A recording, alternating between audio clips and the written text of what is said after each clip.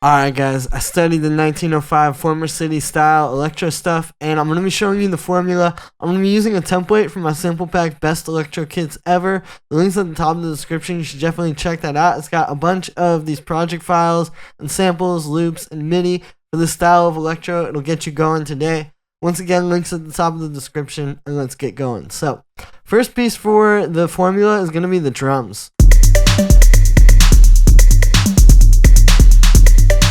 It's these 808 sounds, but I think the magic with the 808 and the 909, right, like those classic drum machines, is really how you process them. So it all starts with a good kick.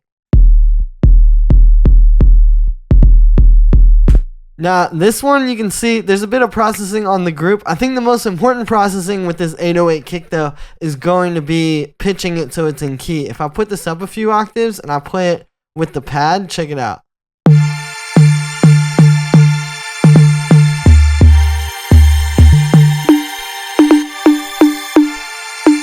Right, you can even see I've got the tuner here just so you can really follow it. But yeah, I think this is really important because if we just put this, like this is the default pitch for this 808. Right, or even like there, it can get really bad really quick. And then when it's really low, you might not even notice it right away if your ear isn't tuned.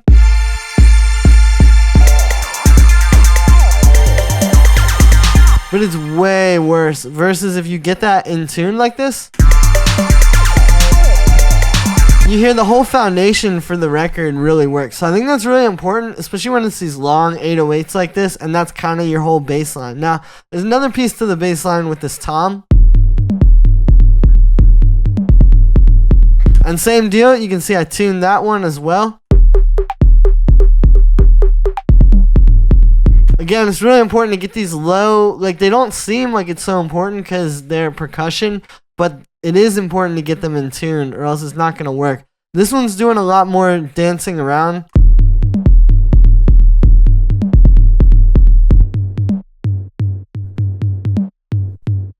Right, so it's just going across two different octaves, you know, so that it stays nice and clean and simple. But yeah, I want to show you guys these kind of bass lines because I did hear this in a few of the former city tracks, not even just 1905, but a lot of that stuff has this kind of bass where it's literally just 808 sounds. Then we got our 808 snare. And this is another place where, again, like the magic of the 808 sounds is really how you process them. Because, like, dry, you know, they're just going to be pretty simple.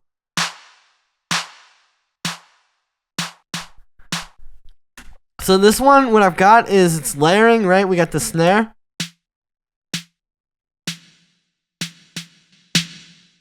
A bit of reverb, and then I'm drum bussing it as well to give it like a little bit, not just to make it punchier, but even just to give it that kind of more vintage feel that you hear in a lot of these tracks, right? They're kind of taking this and really making it sound like those 80s electro kind of sounds. And then the clap. Then that's got a shorter reverb. That's why I have a different reverb on that than the snare. Is you can see it's less reverb, so it's just not going to get in the way as much. And then also drum bussing it. And again, putting that after the reverb is another good way to get that texture. Again, less reverb on the clap than the snare. It's really subtle. But that difference is everything. And then you're getting the reverbs kind of combining to make the sound, right? It's all these little things that happen. Then I got some drum bus on that group. This isn't even that heavy. It's only at 37%, but you can hear it just gives it a bit more texture, more so than it's like really saturating or compressing it. Then we got some percussion.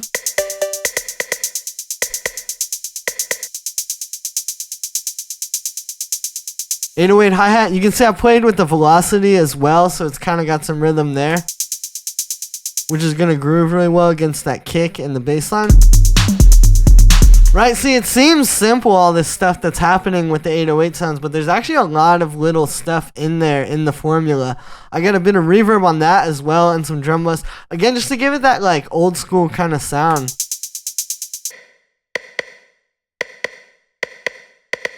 Rim shot with a bit of reverb and drum bus. And then the classic cowbell as well. And you kind of get an interaction between the cowbell and the rim shot where the cowbell just hits and then the rim shot kind of takes over.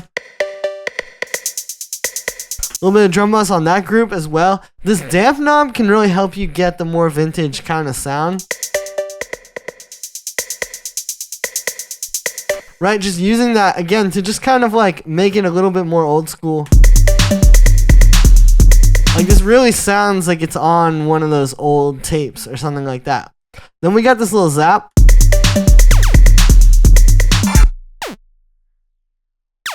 So these are used a lot in this kind of electro. The way you're doing it is it's just one note across two different octaves, right? So really simple there. Don't overthink that. And it doesn't hit that often. It just kind of comes in once every bar, as you can see here, right?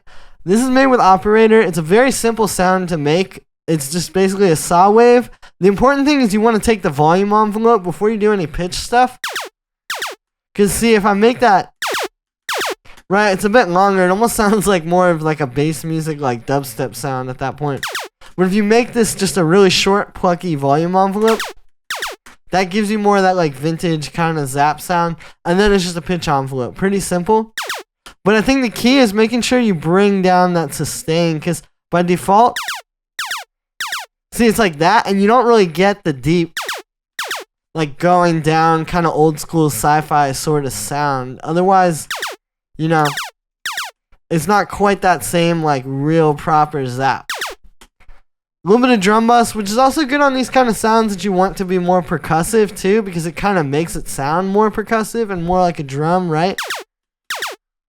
And that's really it for the zap. Then we got this string.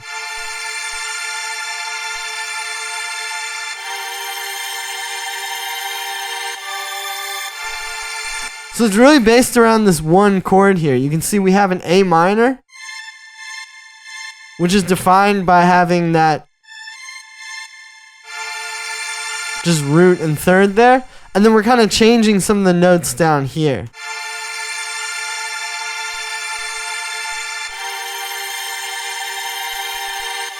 And what it really is it's like a few different melodies, right? So you have like this. So you have these three notes, and those two, and then you have like this melody, right? Like a very old school kind of melody. And then you're also getting this.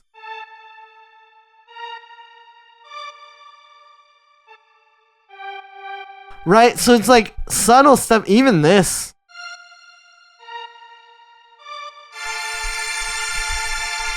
But all in that A minor key. So it's like pretty simple if you view it that way. It's like just put down a droning chord like this and experiment with some melodies kind of happening as the chord changes, right? And then it's just simple 4 bars, and then it loops back again. For the sound, I'm taking the string sample here, and we're using Ableton Simpler in an interesting way where you can basically loop it, but then, like, if you just loop it by default, right, it's just going to be like this. Like, you just have, like, this thing.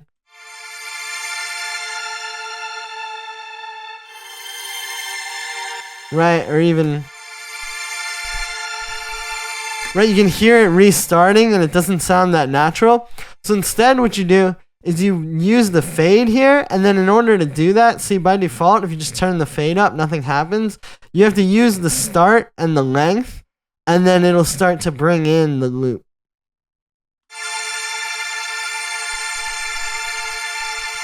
If you want to take it a step further, you could even go and get like an LFO here, and maybe even just move around that start time a little bit. You know, and just use the offset.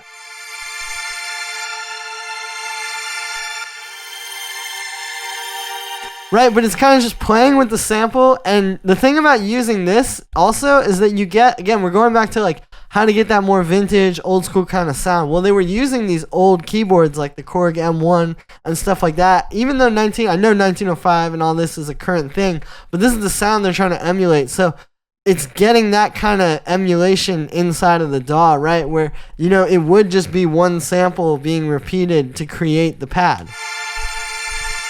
And a lot of those VSTs that have those like quote unquote vintage sounds, it's kind of all they're doing. It's just this. Bit of reverb, you know, pretty self-explanatory. And then we have this acid.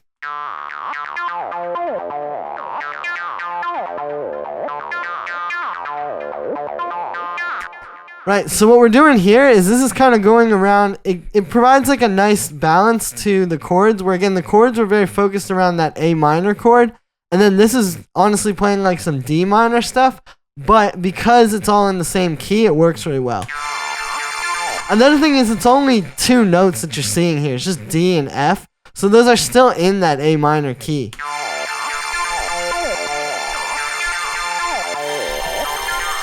Right, so when you're making these kind of acid lines, they can seem really complex and complicated. Usually, though, it's just going to be like 2 notes. Like, I'll just make another one here. Like, let's do A and E.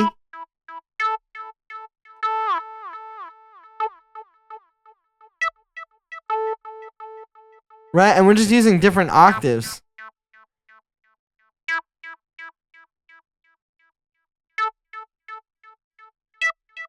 Let's do like,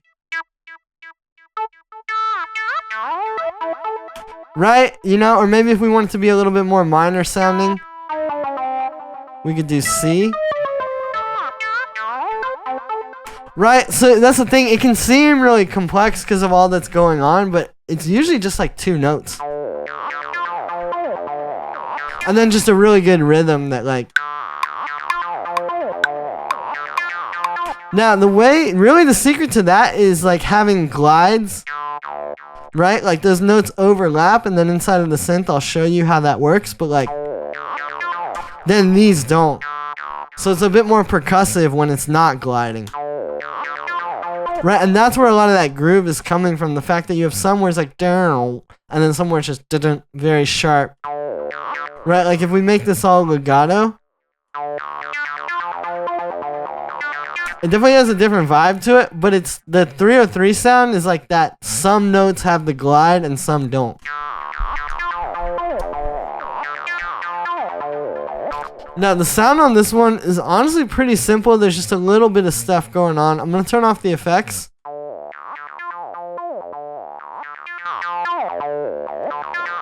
Right, so you can hear it without. We got this saw wave. And then a little bit of FM, or a little bit of the square wave. There's no FM is what I meant to say. Right, if I turn it off, you can hear there's not too much of it going on.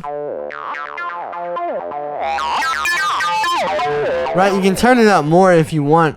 But those are going into a bandpass filter, which has this, just a little bit of an envelope. That's the other secret to the 303 sound. Is everyone thinks, oh, it's like this whole, you know, heavy envelope on the filter, but if you do too much, you know, it's a bandpass filter, so it's just gonna go super high, and it's just gonna be like super, kind of kill the sound, right? You only really need a little bit of it. And then just high resonance, and then the other secret here is this frequency key. You could even do this more.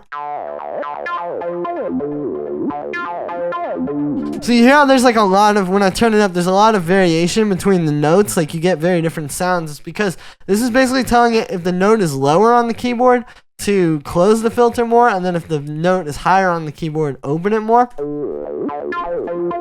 So you get a lot of variation when you have a sound like this that jumps around the keyboard, right? But I'll put that back where it was. Again, every time it's kind of a different vibe. Just depends on what you want to do. I've also got a little bit of an LFO moving this, right? And I turned off this R. What that means is, that means re-trigger. So if you have that on, every note, the LFO starts over in the same spot. If you turn that off, you basically can get this like constantly evolving, where you can hear the filter moving. If I turn this off, right, so it's a good way to get some variation in your sounds, and you can even go a little bit slower with it if you wanted. Then we got this delay. You know, these tracks are a bit more atmospheric, like different genres, you kind of want to do different things with the 303. I think with these more atmospheric, deep electro tracks like this, it can be really nice to have that. And then some drum bus as well, which is good with this sound. You know, it makes it sound a bit more vintage like we're going for, but also you can hear it brings out a bit more harmonics in the filter. The only other part of this sound also is the glides. You want to make sure you put the voices on one here, or whatever synth you're in, make it monophonic, and then you go into this tab and the glide. And you can play it with different times too, like It can sound kind of cool really slow or even faster.